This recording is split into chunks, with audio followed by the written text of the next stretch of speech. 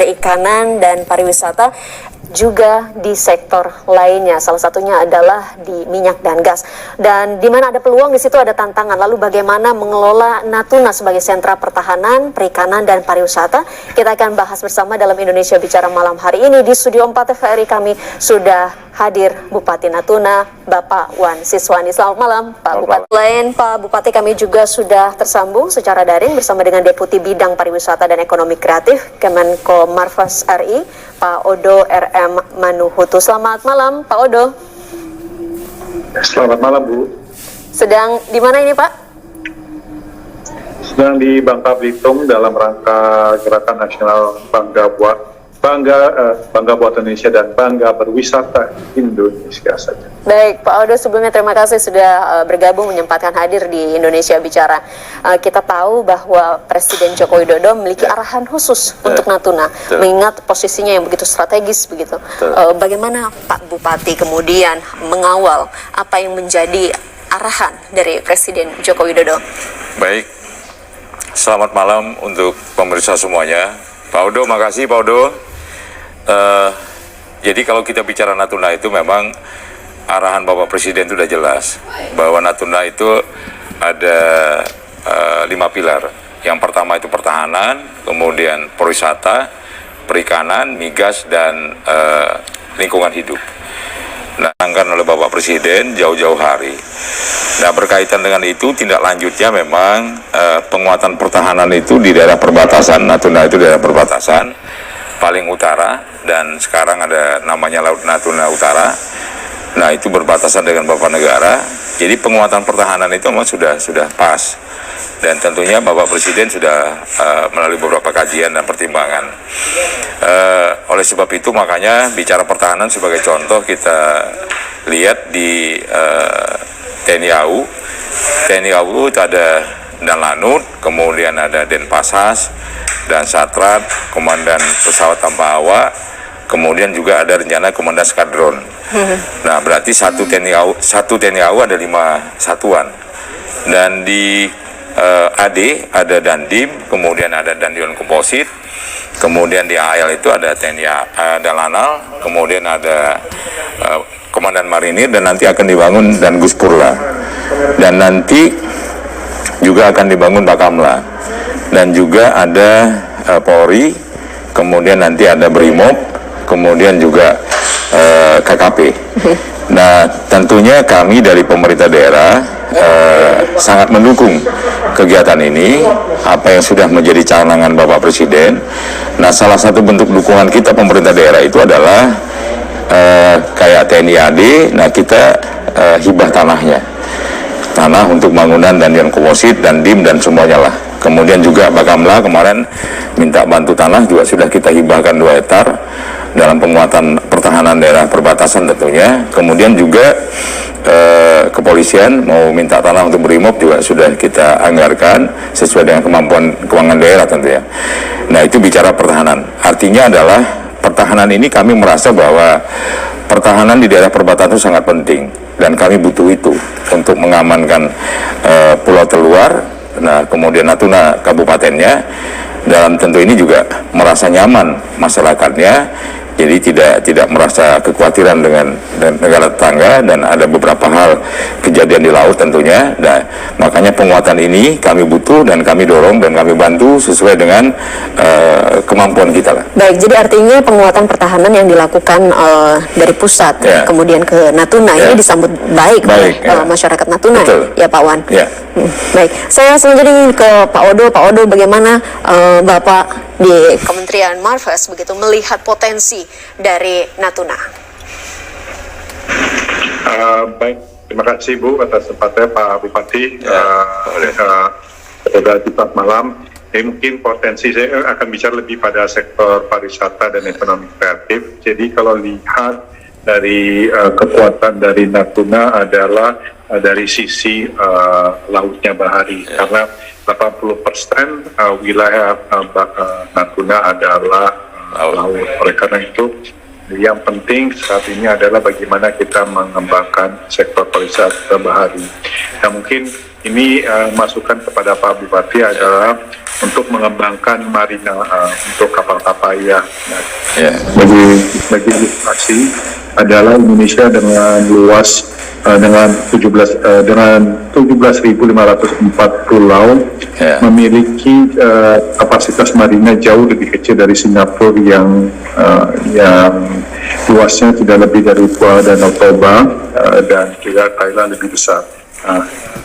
Kita kalau bandingkan antara yacht dan cruise, justru tingkat pemasukan bagi wilayah adalah dari sisi dari kedatangan orang yang menggunakan yacht, karena mereka akan tinggalnya lebih lama. Kedua adalah pada saat mereka membutuhkan air, bensin, makanan, mereka akan sourcing dari tempat mereka berlabuh. Nah, kedepannya memang pemerintah saat ini sedang mendorong pengembangan infrastruktur di Natuna, termasuk infrastruktur terkait pelabuhan, dan juga satu lagi adalah untuk ketersediaan listrik yang stabil di Kepulauan Natuna. Mungkin itu. Jadi saya kira kekuatan dari Natuna adalah dari lautnya. Jadi kalau kita lihat kan 80% laut. Jadi ya fokusnya ke 84%, bukan ke yang 16%. Baik, lebih fokus terhadap tadi pengelolaan laut begitu.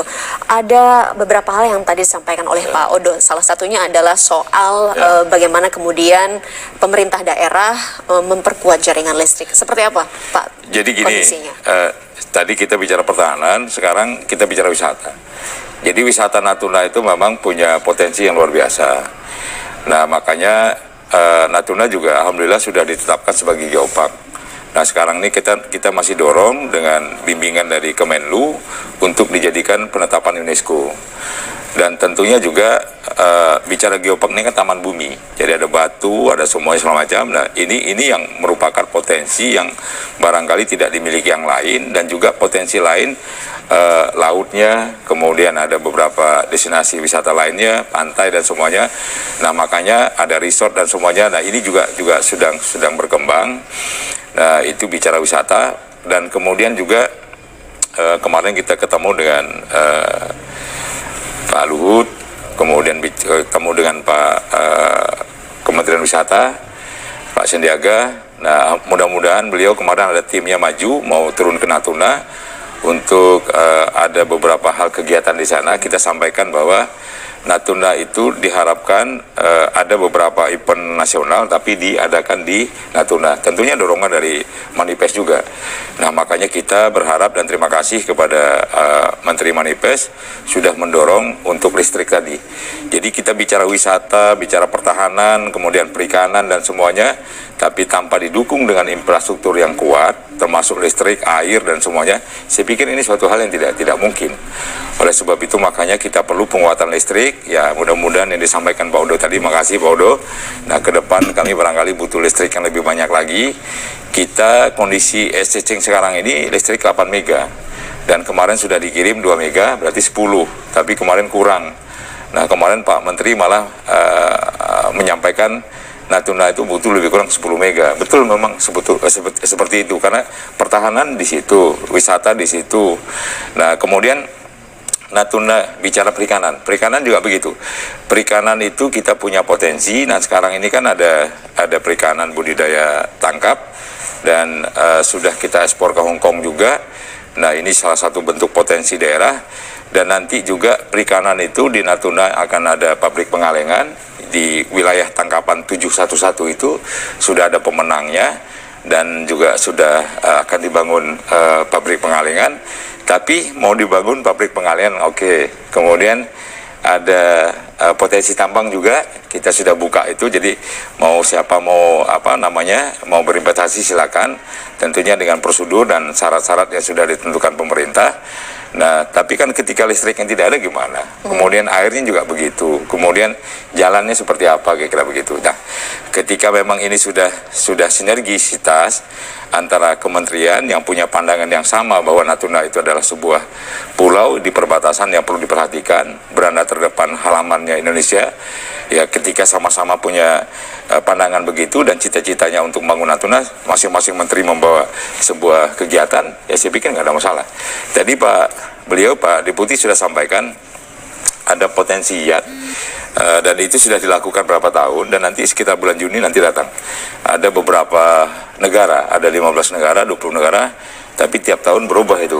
Nah, tapi di Natuna juga sampai hari ini Pelabuhan Marina juga belum itu. Nah, kita berharap nanti dorongan dari Manipes, kemudian kementerian terkait agar membuat Pelabuhan Marina.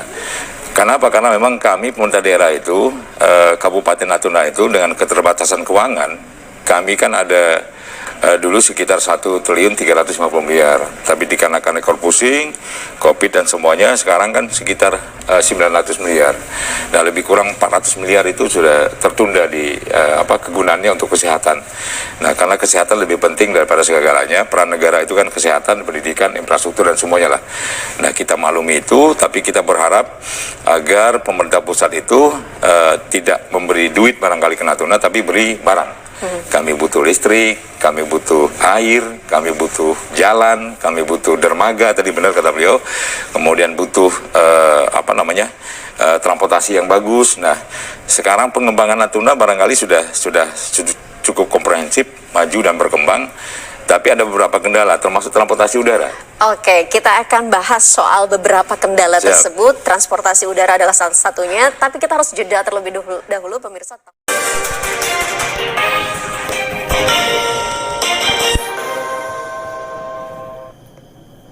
Anda kembali menyaksikan Indonesia Bicara. Kita masih membahas terkait dengan pengelolaan Natuna sebagai sentra pertahanan, perikanan, dan pariwisata bersama dengan Bupati Natuna, Pak Wan Siswandi, serta kami juga sudah terhubung dengan Deputi Bidang Pariwisata dan Ekonomi Kreatif Kemenko Marves RI, Pak Odo Manuhutu. Saya kembali ke Pak Wan. Pak Wan tadi sempat cerita soal kendala. Kita tahu bahwa peluangnya besar, tantangannya juga kurang lebih sama besarnya begitu ya. Tapi sebelum dijawab, kita akan lihat terlebih dahulu bagaimana Natuna dalam sudut pandang pertahanan dan patroli perbatasan yang dilakukan oleh pasukan pengamanan kita.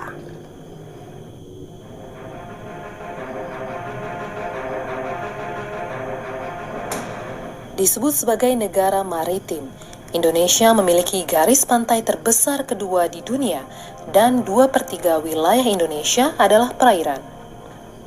Luasnya perairan tersebut membuat Indonesia memiliki potensi kekayaan laut yang luar biasa besar. Hal ini pula yang menjadi visi misi pemerintah dalam menetapkan Indonesia sebagai negara poros maritim dunia. Natuna sebagai salah satu pulau terdepan Indonesia terletak di jalur pelayaran internasional yang memiliki beragam potensi kekayaan lautnya. Natuna memiliki sumber daya alam yang begitu melimpah, seperti potensi sumber daya alam berupa minyak dan gas. Di bidang pertanian dan perkebunan, Natuna kaya akan sawit, karet, cengkeh, serta umbi-umbian. Di sektor pariwisata, Natuna memiliki potensi keindahan alam, mulai dari pantai, pulau, keindahan bawah laut, gunung, air terjun, serta kekayaan budaya lokal setempat yang menjadi daya tarik tersendiri. Natuna memiliki potensi serta daya tarik ekonomi dari berbagai lini sektor. Letak geografis Natuna yang hampir 92% lebih dikelilingi lautan memiliki potensi ekonomi yang sangat tinggi. Potensi kekayaan laut ini menarik banyak kapal asing ilegal masuk ke wilayah perairan Indonesia. Hal ini menegaskan amat pentingnya penguatan kembali pertahanan di bidang kelautan. Pemerintah pun merespons hal tersebut dengan menerjunkan kapal perang Republik Indonesia atau KRI untuk mengamankan perairan Natuna sekaligus menghalau kapal nelayan asing yang masuk ke wilayah Indonesia. Kapal-kapal tersebut silih berganti berpatroli melakukan pengamanan wilayah perairan Laut Natuna Utara. Berdasarkan Konvensi Hukum Laut PBB, perairan Laut Natuna bagian utara merupakan perbatasan zona ekonomi eksklusif Indonesia. Kawasan tersebut mempunyai potensi sumber daya laut dan keanekaragaman yang begitu melimpah. Kita semua harus terus berkomitmen untuk menjaga kedaulatan laut Indonesia. Pelaksanaan pertahanan dan keamanan secara dinamis, peningkatan prasarana dan sarana pertahanan, serta mengelola secara optimal sumber daya dengan penuh tanggung jawab demi mewujudkan Indonesia sebagai poros maritim dunia.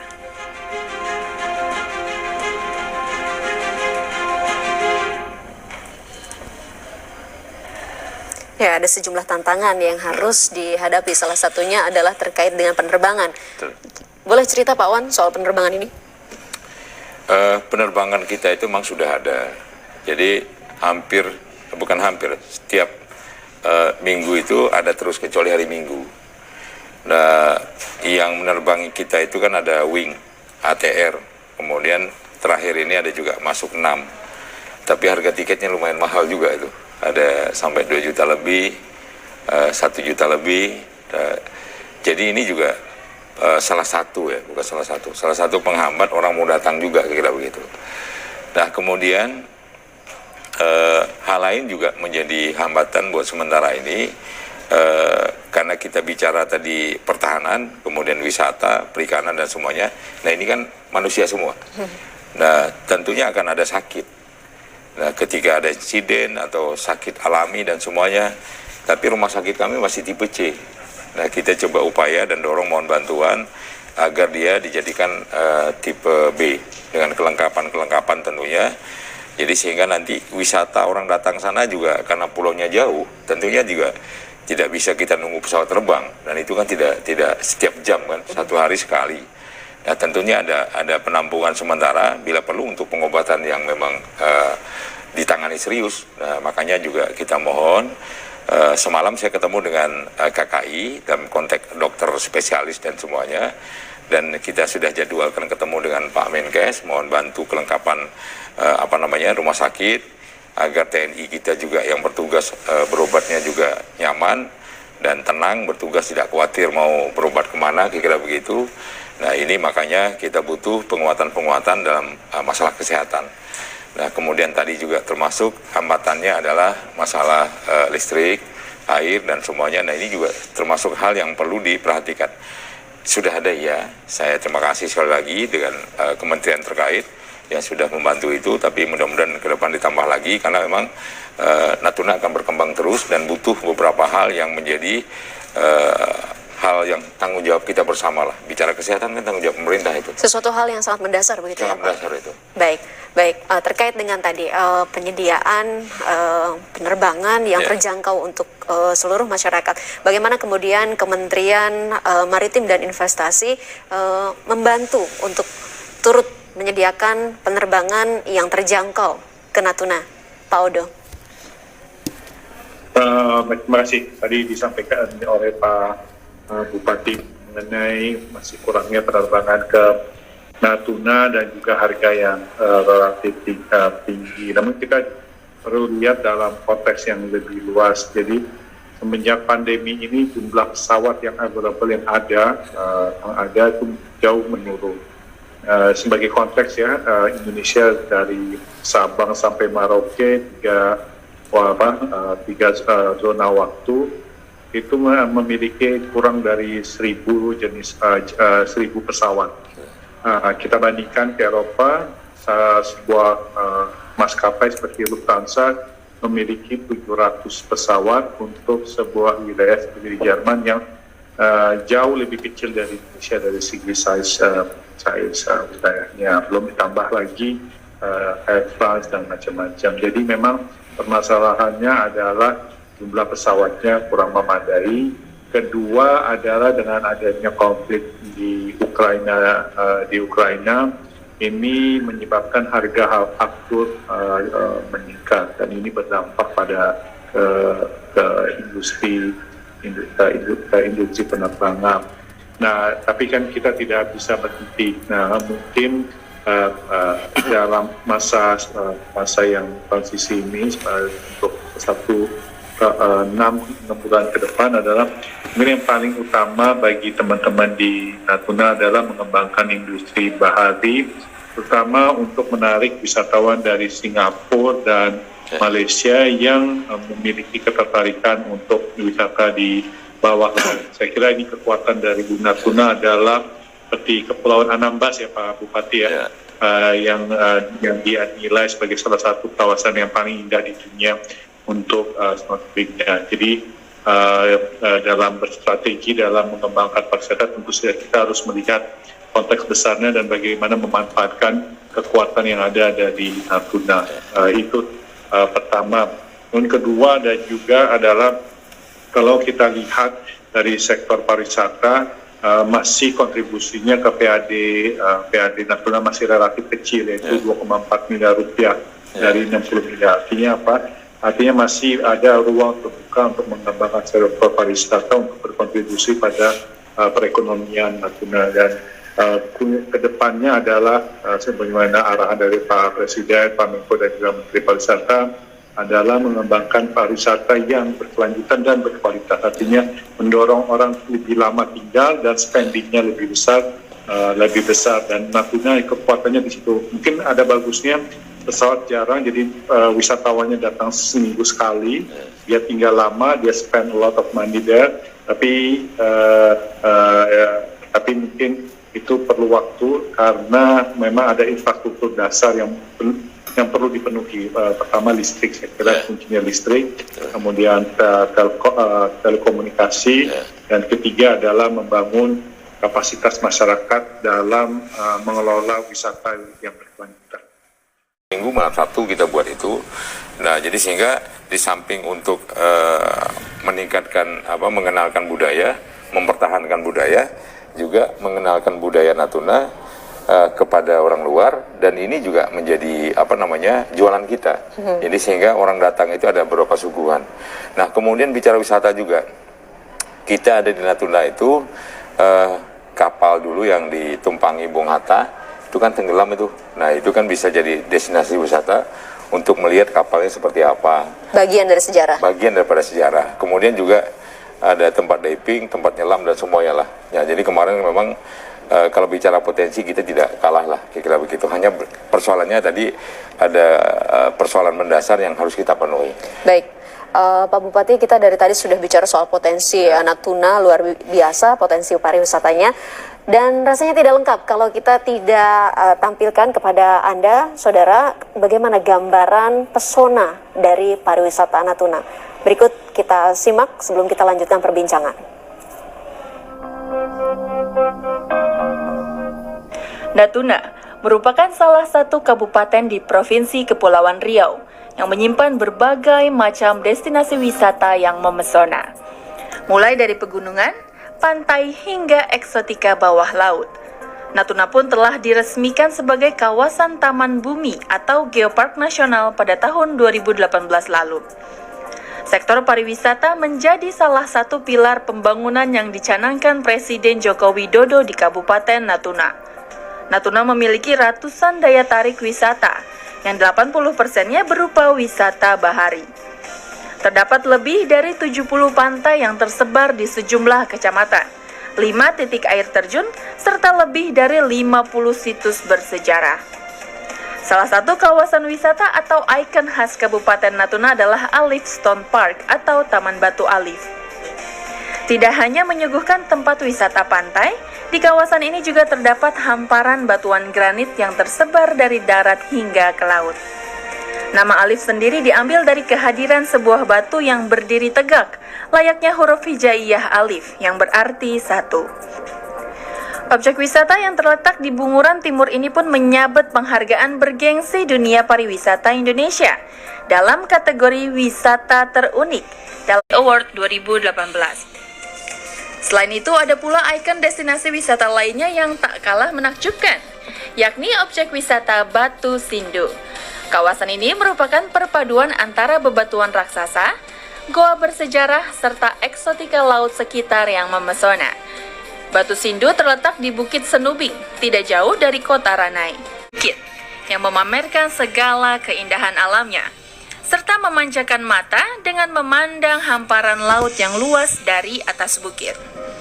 Kawasan Geopark Natuna merupakan kekayaan alam milik bangsa Indonesia yang wajib dijaga dan digaungkan hingga ke mancanegara. Pemerintah Kabupaten Natuna pun terus optimis dan mengupayakan agar kawasan Natuna bisa diakui dan masuk dalam UNESCO Global Geopark. Upaya ini pun seraya menegaskan pada dunia bahwa Natuna adalah satu kesatuan yang tak terpisahkan dari Negara Kesatuan Republik Indonesia.